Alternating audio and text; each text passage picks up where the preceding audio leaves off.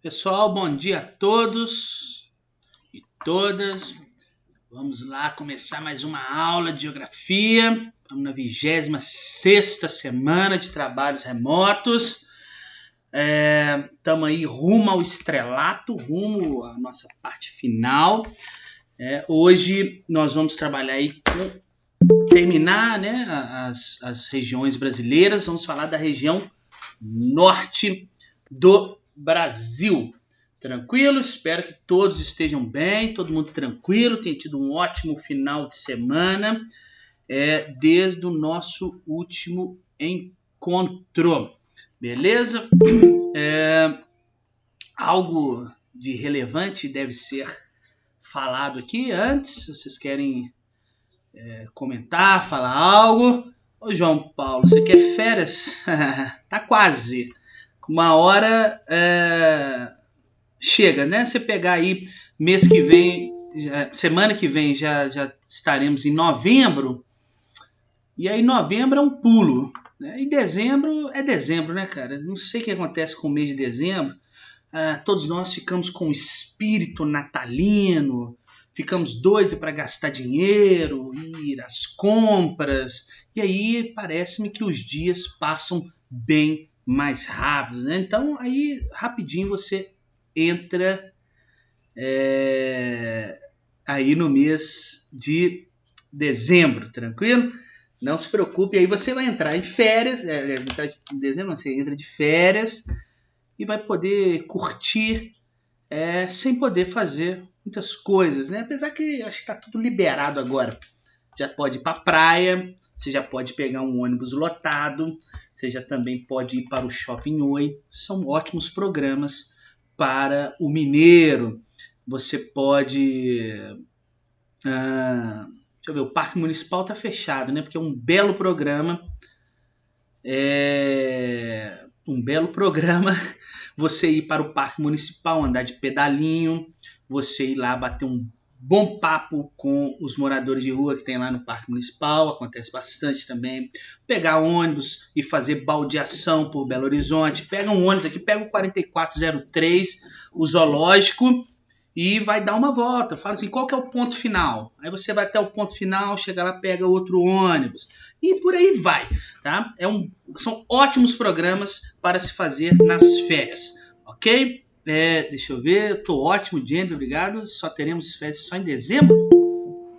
Significa que vai ter aula... Como é que é? Não entendi.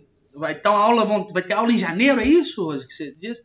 Se teremos férias só em dezembro? Ou as férias virão só em dezembro? Acredito isso, né? Obrigado.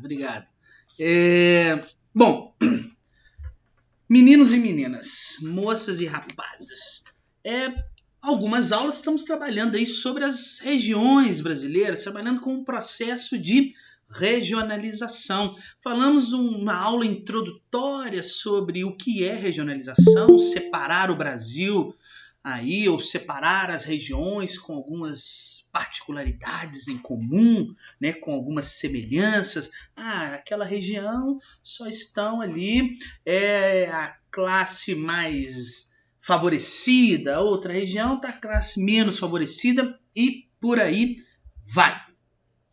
Bom, então nós aprendemos o que era regionalização e vimos que o Brasil teve muitas formas de regionalização, né? Sobretudo aquelas do Instituto Brasileiro de Geografia e Estatística e também a regionalização do geógrafo Milton Santos e a do outro geógrafo, do Pedro Pinchas, que algumas pessoas chamam de Pedro Pincas, tá bom? E aí, pessoal, começamos a estudar de fato as regiões, né? E aí eu fui bruto com vocês, eu fui ignorante de fato em uma aula, uma região, né? Aí falamos em uma aula sobre a região sul e depois não se assustem na aula de quinta-feira, aula gravada para vocês, que é sobre a região nordeste. Professor de Deus, a aula era para ser à distância, né? Tem menos tempo. E você está achando que está na aula presencial e está gravando essas aulas aí com muito tempo. Mas é para ficar aquele gostinho aí de vingança que vocês vão querer em relação à minha pessoa, né? Porque a aula tem uns 40 minutos. Tá lá. Bom, E hoje vamos falar sobre a região norte, tá? A região norte do Brasil, já vou colocar tela, daqui a pouco o Datena vai dar imagens aqui pra gente. A região norte do Brasil, que é a maior do país, que guarda uma das maiores riquezas naturais do nosso planeta, né? Há uma vegetação super exuberante que é a floresta amazônica, né? Que tem matas densas, úmidas e entremeada, entrelaçada com a presença de muitos rios que vão formar uma gigantesca bacia hidrográfica lá no Rio Amazonas. Se alguém já teve oportunidade de visitar o Rio Amazonas, fica aí mais uma dica para o final de semana.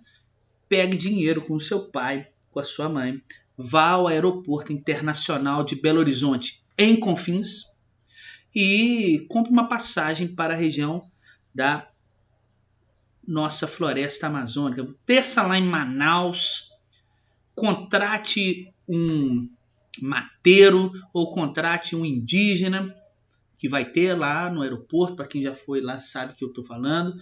Contrate um indígena e fala assim: quero me aventurar na floresta amazônica. E dê lá belas voltas pela floresta amazônica e volte na segunda-feira para poder contar para a gente como foi a sua visita nessa floresta tão exuberante e que guarda aí talvez as maiores riquezas naturais do planeta. Só não vá fazer como eu, e eu já contei para vocês que certa vez eu dando uma voltinha por esses lugares, e aí eu vi lá assim, ó, reserva indígena dos não sei o que, dos pataxós, não sei das quantas, proibida a entrada. Eu falei, bom, como todos nós somos descendentes indígenas, não existe esse negócio de proibir a entrada numa terra indígena. Eu vou entrar. E entrei. E tô caminhando e falei, aí viu, não tem problema nenhum entrar na terra indígena. Eu até pareço um indígena, não do Brasil, mas até pareço. E entrei e fui caminhando. Quando eu cheguei bem no centro da aldeia, vamos dizer assim, tinham aí pelo menos uns 10 arco e flecha apontado para minha cara, né? E eles falando alguma coisa que eu não reconhecia. E eu falei, sabe quando bate aquele arrependimento? Foi nessa hora, sabe? E eu pensei, nossa, meu Deus, será que eles estão caçando alguma galinha, caçando alguma coisa? E eu, brincando, e eu lá no meio daquilo, porque eu invadi uma terra indígena, eu dizia que não tinha problema, apesar da placa estar dizendo que era proibido. Bom, eu conversei lá e fui conduzido à saída, né? Sem muito desgaste, né? Desde aquele dia eu entendi que quando existe uma placa de proibida a entrada em terras indígenas é porque ela é proibida. E eu estou falando isso por quê? Porque na região norte do Brasil é onde abrigam as maiores terras indígenas do Brasil, onde tem a presença de muitos indígenas ainda no Brasil, tá? Mas também é importante nós dizermos que é uma região que vem sofrendo bastante com a ação antrópica. As políticas públicas relacionadas ao meio ambiente vêm sendo paulatinamente modificadas, abrandadas, fazendo que com esse rico recurso nosso, a maior riqueza natural que nós temos no nosso país, ela esteja sendo desmatada, queimada, retirando os recursos naturais e estamos perdendo a nossa biodiversidade. O Brasil, que foi sempre muito conhecido no mundo pela essa extensa floresta, por essa extensa biodiversidade, principalmente por ter muitos povos originários que ali ainda viviam, hoje está fadado aí a perder esse patrimônio natural. Vamos embora! E aí, deixa eu apresentar minha tela, tela inteira, compartilhar. E aí, espera um minuto, que o sistema é lento. E vamos compartilhar uma tela aqui, uma bela imagem da geografia. Eu vou ocultar isso aqui, vou maximizar e já passar para essa aqui. Bom, peraí que alguém pediu para entrar na aula. Agora, vamos ver aqui, Eduarda Áurea. Agora eu volto para a tela. Beleza. Pessoal, região norte, a maior das regiões brasileiras, tem mais de 3.853.000 quilômetros quadrados. O que significa saber esses quilômetros? Nada, só estou mostrando para vocês mais uma vez que eu tenho muitos números guardados na cabeça, mas é importante você saber que é a maior região brasileira e ela é composta por 7 estados. Acre, que acreditem, é um estado, né? Muitas pessoas associam o Acre aí ao período Jurássico, ao período Triássico, quando ainda existiam dinossauros, mas nada disso. Eu já tive a oportunidade de visitar o Acre e, acreditem, não vi nenhum dinossauro nesse lugar. Inclusive, as pessoas acham até pejorativo nós tratarmos o Acre dessa forma. Os acrianos, né? Eles não gostam disso. Então, se você for lá algum dia, não pergunte por dinossauros. Bom, então é composto aí pelo Acre, o Amazonas, Roraima, o estado do Pará, onde veio a bela banda Calypso, né? E o seu ritmo carimbó, que é muito bom, que é Calypso, Joelma, vocês estão entendendo o que eu estou falando. O Amapá, né? E o estado de Tocantins, que pertencia a Goiás, e Rondônia. Ok? Então, é composto aí por esses 7 estados e essa região ocupa 45% de todo o território nacional. Quase metade do Brasil é região norte, tá? Faz fronteira com diversos países sul-americanos, dá pra gente poder ver aí, né? Faz aqui fronteira com a Bolívia, que tivemos eleição aí consolidadas na última semana, vitória do partido do Evo Morales. Lembra que eu já ensinei para vocês lá em Focos de Tensão na América? Evo Morales teve que fugir da Bolívia por conta aí de um golpe de Estado. Talvez agora ele possa voltar. Então aqui, ó, fronteira com a Bolívia, com o Estado Nacional, né, com o país Peru, a Colômbia, da série Narcos, Venezuela, do Evo Morales, a Guiana, que é só a Guiana, o Suriname, que é só o Suriname, e a Guiana Francesa, que é um território francês. Então percebam, o Brasil faz fronteira com a França, né? Muito legal. Legal. Bom, na região norte localizam-se os dois, além de ser a maior região, localizam também os 2 maiores estados do Brasil. Espera aí. Deixa eu aceitar mais. Alguém está entrando aqui. Obrigado, Rose.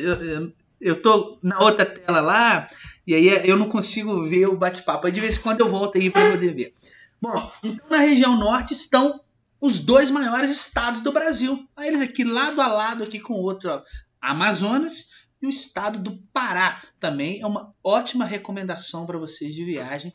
Visitar o Pará. É muito doido, tá? Eu acho o estado muito quente, mas é legal. É muito legal quando você está dentro de um lugar que tem ar-condicionado. Aí é uma recomendação muito boa. Bom, o Amazonas e o Pará, tá bom? Apesar de ser aí uma região muito extensa, a maior região brasileira, pessoal, a região norte, aí já pode começar a tomar nota, não é uma região populosa, tá? Não temos grande contingente populacional na região norte, tá? E, é claro, isso é explicado por uma série de fatores. O quadro natural da região, composto aí por grande parte de uma floresta equatorial, uma floresta densa, nós temos a presença de muitos rios aí, já acaba impondo o quê? Um limite para a ocupação humana. Eu nunca vi ninguém aí, né, viver dentro de um rio, literalmente dentro de um rio, né? Nós vamos ver que tem casas no Amazonas que são feitas dentro do rio, mas as pessoas viverem dentro de um rio ou viverem aí na copa das árvores, né? Não sei lá, seu sonho de infância quando você queria ter uma casa na árvore. Todo mundo quis ter uma casa na árvore. Eu já quis ter uma casa na árvore, por mais que a minha casa não tivesse nem árvore, né? Mas eu queria ter uma casa na árvore. Então, Não existe. Então esse fator natural ele acaba impedindo que muitas pessoas ocupem. Grande parte desse lugar aqui é floresta, então não tem ocupação. Tá? Além disso, a primeira divisão territorial que foi feita do Brasil, o chamado Tratado de Tordesilhas, ele praticamente destinava a maior porção do oeste do continente americano. Lembre-se que o Tratado de Tordesilhas foi uma divisão entre Europa e França, né? Eram as duas potências econômicas do mundo à época, e eles falaram o seguinte: olha, nós somos os bons, nós somos bonitões, lindos, vamos dividir o mundo entre a gente? Vamos. Então, o que está a leste vai pertencer a Portugal e o que está a oeste vai pertencer à Espanha. Então, grande parte da América e, sobretudo, da região norte, tá, foi destinada, que fazia parte da porção oeste, foi destinada aos espanhóis. Então, até então, Portugal não tinha interesse nessa região, já que pertencia à Espanha, e aí a região norte também ficou esquecida, abre aspas, de ocupação por essa questão. Então, dentre os principais fatores que explicam a região não ser populosa, são as questões naturais e, principalmente, por ter feito parte aí no Tratado de Tordesilhas de uma porção territorial que pertencia à Espanha. Bom, a ocupação inicial da região norte, né, ela se restringiu no início à construção de fortes militares. Isso foi um processo que foi feito muito no Brasil, né, de ocupar o interior do Brasil com a construção de fortes militares. Garantia-se a soberania do governo naquele território. Foi assim, por exemplo, quando eu fui estudar Centro-Oeste com vocês, eles construíram um forte de Coimbra. Outra recomendação de viagem para vocês nessas férias, a cidade de Corumbá. Tá? Então, instalavam-se os fortes, os fortes militares, e no entorno dos fortes militares, né, acabavam surgindo aglomerações urbanas, aglomeração de pessoas, e surgiam cidades, como essa cidade de Corumbá, lá no Mato Grosso do Sul, que é muito top essa cidade. Só tem um forte para você ver lá, mas é legal. Bom, e aí então essa ocupação inicial da região norte, ela se restringiu à construção de fortes militares e à instalação, claro, de missões religiosas. Vamos levar a religião aos indígenas, né, para que eles sejam batizados. Esse era um dos lemas. Então, várias missões religiosas foram destinadas à região norte, portanto, iniciou-se um processo de ocupação.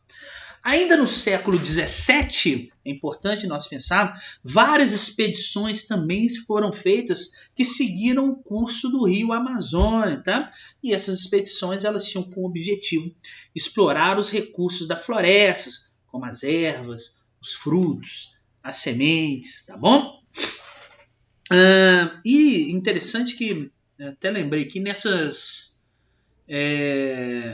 missões jesuítas que eram feitas na região amazônica, os jesuítas eles instruíam os indígenas a coletar produtos nativos aí da região norte, tá? Eles eram instruídos a coletar canela, cacau, guaraná, urucum, e aí isso tinha um nome muito interessante, né? Esses recursos naturais, tá? Eram chamados aí de drogas do sertão, né? Entendia-se como a região da Amazônia como sertão, né? Mas não sertão por ser seco, ou o sertão nordestino que nós conhecemos aí com a ausência de chuvas, né? E a presença da caatinga, não, sertão de ser algo do interior. Então os jesuítas incentivavam os indígenas a coletar esses produtos, cravo, cacau, guaraná, urucum, e esses produtos eles tinham o nome de drogas do sertão, que eram produtos muito apreciados no mercado europeu. Drogas não de entorpecentes, aí, né? Drogas como você conhece hoje. Drogas porque muitos desses produtos eles eram utilizados para fazer remédio, tá bom? Que é uma droga, né? Você vai na drogaria, né? Comprar drogas lícitas. Bom, no século XVII, tá? Estou no século XVII. Belém aqui, ó, já se transformava aí no maior núcleo urbano regional, porque grande parte dessas especiarias das drogas do sertão iam para a cidade de Belém. E aí ela começou a ganhar uma importância histórica muito grande aqui. Alguma dúvida até agora aí? Deixa eu ver o bate-papo aqui, que eu estou falando igual pobre na chuva. Alguém quer falar alguma coisa? Não? Tá tudo certo? Tá tranquilo? Tá, beleza. Qualquer coisa é só gritar. E aí, vamos voltar aqui para a tela, para a imagem. Daqui a pouco eu vou passar outras imagens, tá? Vocês não vão ficar restritos só a essa imagem. Mas é para vocês ficarem olhando atentamente e lembrando. Região Norte são todos esses 7 estados aí. Aí, beleza. Entre o final do século XIX e o início do século XX, vocês já estudaram isso em história, houve no Brasil o chamado ciclo da borracha. E esse ciclo da borracha acabou acarretando um grande surto de povoamento na região norte. Tá? Por quê? Nesse ciclo da borracha havia o processo de extração, atividade extrativista. A extrativa, vem do extrativismo, isso mesmo. Então existia a atividade extrativa do látex. Vocês já estudaram essa história lá. O látex que é tirado das seringueiras. Você vai fazendo um corte na árvore da seringueira, ela vai escorrendo um caldinho branco e ele era usado para fazer borracha. Tá? E isso acabou atraindo um grande contingente de imigrantes para a região norte, principalmente aqueles que vieram aqui, ó, que migraram. Eu acho que eu até falei isso com vocês na aula gravada, que migraram aqui principalmente da região Nordeste. Tá? As pessoas saíram aqui de uma região chamada Sertão Nordestino e foram em direção ao norte do Brasil, atrás do látex. Que letra é essa? Através do látex, tá bom? E isso se tornou aí entre o final do século XVIII, entre o final do século XIX, desculpa, e início do século XX, se tornou a principal pauta de exportação do Brasil. Perceba que eu estou falando desde então dos processos de ocupação aqui da região norte. Tá? E aí, é claro, no século XX, o ciclo da borracha entrou em decadência, né, devido à concorrência com o látex lá da Ásia. Vocês já devem ter visto isso na história também. E isso acabou diminuindo também o fluxo de pessoas para a região norte. E aí essas pessoas do sertão aqui, já dando spoiler das outras aulas, elas começaram a migrar para onde? Para o sudeste.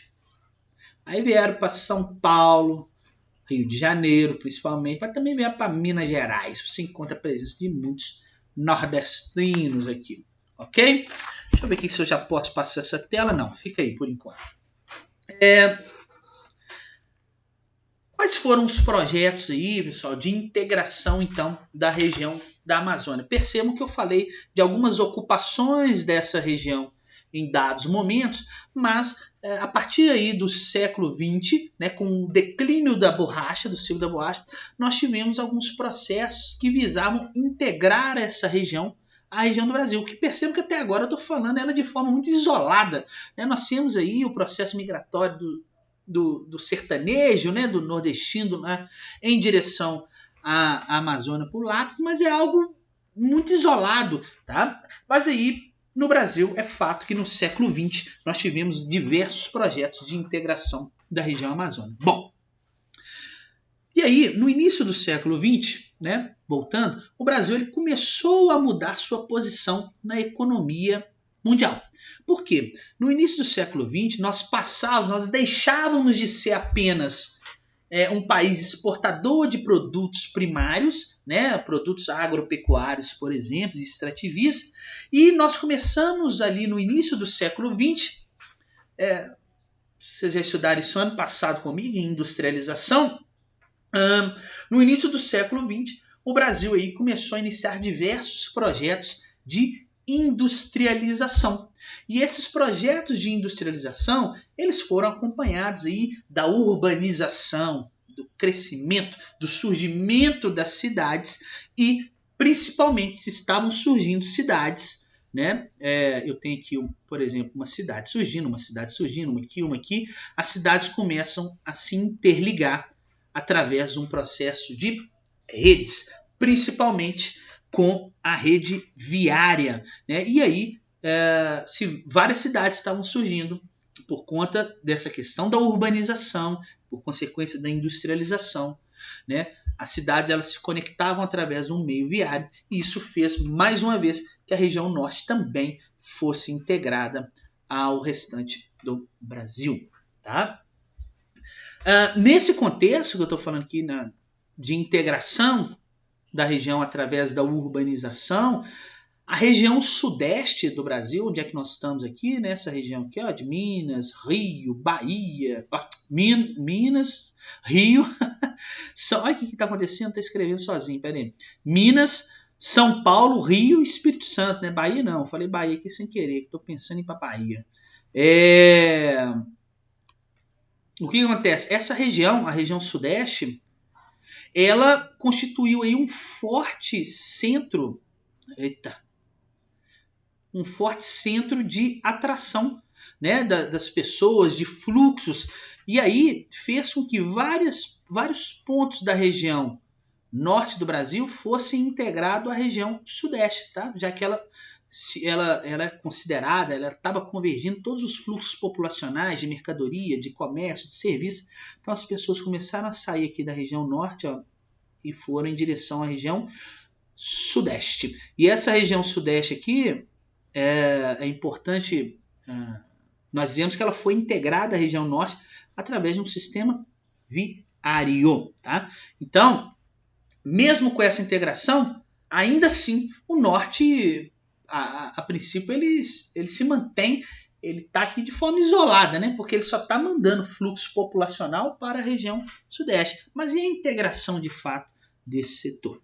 Tá? Aí, na década de 60, nós tivemos no Brasil aqui o governo militar. Tá? E o governo militar, entendendo a necessidade de ocupar as áreas fronteiras da região norte, então esses governos eles perceberam o seguinte: olha, se a gente não ocupar as áreas fronteiras aqui do Brasil, né, onde nós temos a presença da floresta, nós vamos acabar perdendo esse território. Ou, né, nós vamos dar margem aí para que outros grupos invadam, que outros grupos comecem a fazer atividades aqui que não são lícitas. Então, na década de 60, o governo militar, entendendo a necessidade de ocupar as áreas fronteiras da região norte, o governo militar criou a SUDAM, não sei se já ouviram falar esse nome, a SUDAM, que era a Superintendência de Desenvolvimento da Amazônia. E essa SUDAM, ela tinha o objetivo de ocupar e explorar economicamente a Amazônia, chamada Amazônia Legal, tá bom? Que é a Amazônia aqui que está dentro do território brasileiro. E também tinha como objetivo evitar, claro, invasões aí por parte dos estrangeiros através das fronteiras brasileiras, tá? Nesse período também, além da SUDAM, o governo militar ele criou também, vocês já devem ter ouvido falar isso, o chamado Projeto Radan. O Projeto Radan quer dizer, e nome incrível, eu acho incrível a originalidade das pessoas, radar na Amazônia. Radar na Amazônia, foi criado o Projeto Radan. O que era o Projeto Radan?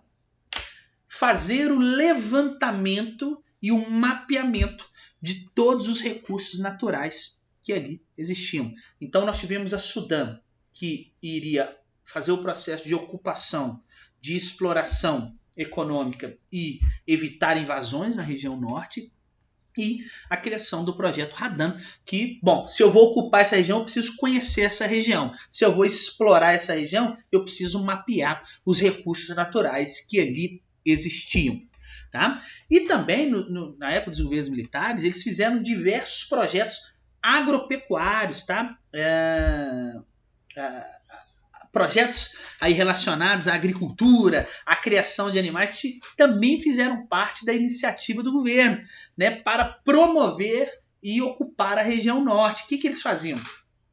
Eles faziam pequenas e grandes propriedades, né? E essas pequenas propriedades na região norte, o governo repassava para famílias, né, para famílias rurais ali fazer os seus cultivos e ocupar a região norte, mas o governo também cedia grandes extensões de terra no norte para os latifundiários, para as empresas latifundiárias, né, para que elas ocupassem a região e fizessem a exploração e, de fato, a integração desse território ao restante do Brasil. Claro que isso é alvo de muita discussão, né? Pequenas propriedades para famílias, grandes propriedades para empresários. Daí você já sabe que nós temos um problema no Brasil, que é a concentração fundiária. Bom, e daí? A partir da década de 70, pessoal, né, dando continuidade ao plano de integração da região norte, o governo passou a investir na abertura de rodovias. Então, vamos integrar esse território aqui e construir mais estradas na região norte, tá? E aí eles construíram uma famosa rodovia aí chamada Transamazônica. Eu já tive na Transamazônica, já passei, fui ousado, corajoso, passei na Transamazônica de Uno. Claro, andei 2 km e atolei o carro na ponta de um trator que teve que me tirar lá de dentro. E o cara me perguntou, mas por que você está passando aqui de Uno? Falei, porque eu sou mineiro, sou do Sudeste e aqui eu vim para trazer ousadia aqui para a região amazônica e atolei o carro. Né? Tiraram ele de dentro da lama lá. A Transamazônica, que é um grande símbolo aí da integração que os militares fizeram através da construção de rodovias. E essa estrada eu estou falando aqui, né, que eu atolei um carro lá, porque ela é um exemplo, ela representa no Brasil o que é uma má gestão pública. Tudo que você não deve fazer está lá representado na Transamazônica. Tá? Ela não chegou nem a ser concluída, para vocês terem ideia. Vários trechos dessa rodovia são marcados por muitos buracos, por atoleiros, por ponte em péssimo estado. Né? Eu vou passar meu carro aqui nessa ponte, ela vai cair. Tá? Essa Transamazônica. Depois busquem mais aí na internet sobre ela, vocês vão ver o que eu estou falando. Nesse período também, o governo, por meio do INCRA, o Instituto Nacional de Colonização e Reforma Agrária, ele criou uma série ao longo da Transamazônica. Ele pegou essa rodovia aí, ó, e ao longo dessa Transamazônica, ele foi construindo o que nós chamamos de agrovilas. Ele foi construindo algumas vilas aqui ao longo da Amazônia, da Transamazônica. Isso aqui finge que é uma casa. Né? Que era doada, essas agrovilas eram doadas para famílias de agricultores, né? E elas eram feitas ao longo da rodovia. E aí você fala, mas que ótima ideia, né? Parece uma boa ideia, né? Se essas agrovias não fossem construídas no meio da floresta amazônica, né? Elas eram construídas completamente isoladas, né? Uma não tinha conexão com a outra, uma não tinha conexão com lugar nenhum, mesmo que existisse a rodovia, você não conseguia sair, não conseguia ir para lugar nenhum. E esse projeto de agrovila também foi um fracasso, tá? Entre outros fatores que eu já falei com vocês, a distância dos centros urbanos, essas agrovilas ficavam muito distantes das principais cidades, a precariedade dos meios de transporte. Você não tinha como, às vezes, chegar na agrovila, não tinha como sair dessas agrovilas. Grande ocorrência de doenças. Lembra que nós estamos no meio da floresta aqui, então tem um monte de mosquito, de coisa aqui que gosta de trazer algumas doenças para as pessoas, como a malária, por exemplo. Falta de assistência médica. Que médico ia morar numa agrovila dessa aqui? O médico não ia nem saber. Então as pessoas aqui ficavam a cargo dos curandeiros, né? Vamos brincar assim. Existia uma dificuldade de acesso a escolas, um desprovimento de crédito para os agricultores. Foi mais ou menos assim. Os militares fizeram a agrovila, julgaram as pessoas lá e como se fechasse, né, o portão e falaram assim, agora vocês estão aí, a floresta amazônica é o portão de vocês. E geralmente ele está fechado. Né? E aí, pessoal, também no governo militar. Então aqui, ó, falei Sudã, Radam, falei da Transamazônica. Isso aqui são obras que eles fizeram para poder integrar a região Transamazônica. Acho que eu escrevi certo, Transamazônica. Fizeram através do INCRA, né, as agrovilas. E também o governo fez um negócio muito legal que é chamado de Zona Franca de Manaus. Zona Franca de Manaus. O que foi isso? Foi um empreendimento que também visava levar o desenvolvimento, a integração para o norte do país, incentivando a industrialização dessa cidade, Manaus, tá? Capital do Amazonas. O que é isso? Ele criou um espaço, uma área com o propósito de atrair empresas, né? Porque eles construíram toda uma infraestrutura em Manaus, né? Cheia de ofertas, cheia de vantagens financeiras para as indústrias escolherem se instalar nessa cidade. Se é franca, se é uma zona franca, significa que é uma zona livre de impostos. Então, o governo fez isso como forma de atrair um contingente de empresas aí, um desenvolvimento para a região. Deixa eu ver aqui o bate-papo se alguém mandou alguma coisa, que eu estou tão intertido aqui. Beleza, tá tudo certo. Vamos lá. E aí, pessoal? Também, seguindo aí a linha de projetos de integração, em 1980, o governo federal criou o chamado Projeto Grande Carajás. Isso tudo aqui para poder integrar a região norte. Percebam quantas coisas são feitas para trazer essa região aí para o restante do Brasil. O Projeto Grande Carajás, que fica no estado do Pará, tá bom? Que era o objetivo de viabilizar a implantação da exploração mineral, tá? Então aqui a exploração mineral. Então vamos começar a tirar recurso desse lugar aqui e fazer dinheiro com isso, tá bom? Minério de ferro, tá? Na Serra dos Carajás, que fica aqui no Pará, fica a maior jazida de minério de ferro do mundo, tá bom? E aí eles começaram esse projeto Grande Carajás para poder fazer essa exploração mineral. E aí eles até criaram aqui no mapa, não dá para ver, eles criaram aqui no Maranhão, no litoral do Maranhão, também já fui lá, o porto de Itaqui, tá?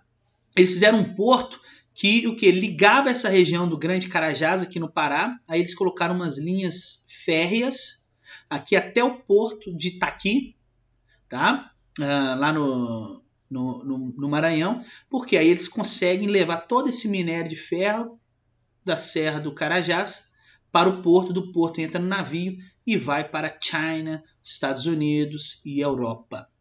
Ok? Bom, também, aí 5 anos depois, em 85, foi criado o projeto Calha Norte, isso tudo para poder integrar. E esse projeto Calha Norte, ele era um programa que buscava ampliar o controle, o fluxo de pessoas e mercadorias na fronteira norte aí do país. Eles queriam coibir aí o contrabando, o garimpo clandestino, tá bom? E também esse projeto Calha Norte tinha o objetivo de identificar novas riquezas minerais da região norte, tá bom? Claro, é muito importante ter em mente, olha quantos projetos que eu falei com vocês de integração que a região norte teve aí.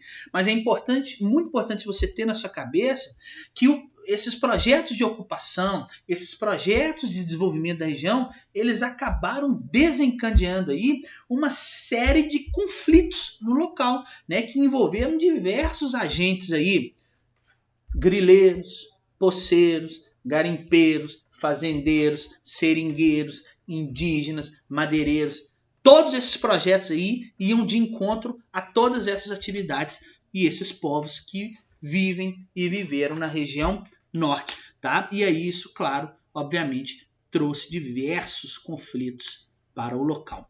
Até aí, alguma dúvida, pessoal? Posso passar? Qual é que é? Deixa eu ver aqui no bate-papo. Tá tudo certo? Ando muito calado. Não aguento quando vocês estão calados assim. Eu tenho que ficar falando igual pobre na chuva. Hoje já são 10h35. E a gente tem aula depois. Tá bom, vou fazer chamada, gente. Deixa eu parar minha apresentação. Vamos lá. Ai. Deixa eu abrir aqui a chamadinha. Eu empolgo, né? Eu devia ter... Minhas aulas deviam ser de 2 horas, né? Porque eu podia falar tudo, não sei.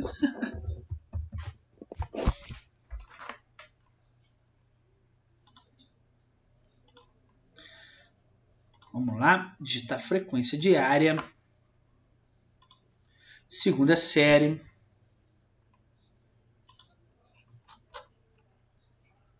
Dia 27/10. Galera. Novembro tá aí.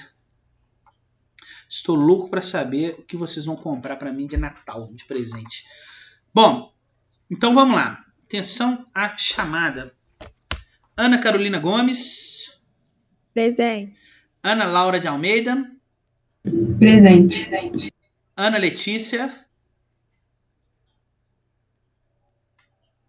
Ana Letícia. Cadê você? Ana Luísa. Também não está. Ela respondeu no chat. Ah, gente, é porque eu não consigo ver essa tela aí. Me avisa então. Diego. Chat. Eduarda Áurea. Chat também. Também custa, né? Abrir o microfone e falar presente aí. Eu não sei se tem microfone. Eduardo Medeiros.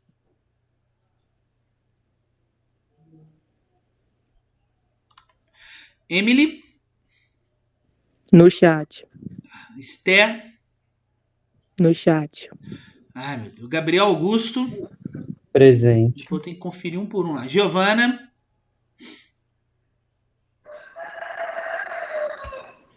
Ó, um galo cantou aí. O que é isso? Quem tá na roça? Foi na minha Isabelle. casa. Foi na sua casa, Jennifer?